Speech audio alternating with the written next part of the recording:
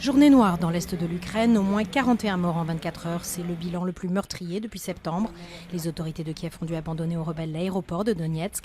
L'attaque la plus sanglante s'est produite en ville, où au moins 13 civils ont été tués par des obus qui ont frappé un trolleybus.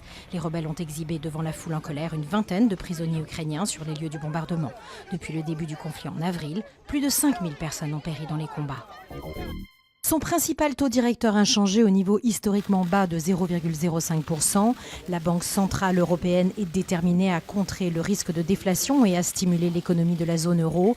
L'institution monétaire de Francfort lance également une mesure inédite en annonçant le rachat de 60 milliards d'euros par mois jusqu'en septembre 2016, soit un programme pesant au total plus de 1000 milliards d'euros.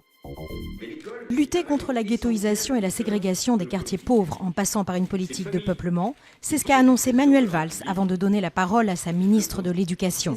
Najat Vallaud-Belkacem a pour sa part annoncé un effort de 250 millions d'euros sur 3 ans pour la grande mobilisation de l'école pour les valeurs de la République, lancée dans le sillage des attentats de janvier.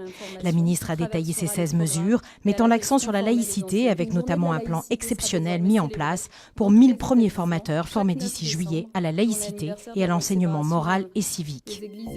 Un nouveau plan de départ volontaire chez Air France, ce sont 500 personnels au sol et 300 hôtesses et stewards visés, soit un total de 800 personnes concernées, correspondant au sureffectif chiffré fin 2014. Cette restructuration n'affectera cependant pas les pilotes, pourtant à l'origine d'une grève sans précédent en septembre, qui aura coûté à la compagnie plus de 400 millions d'euros.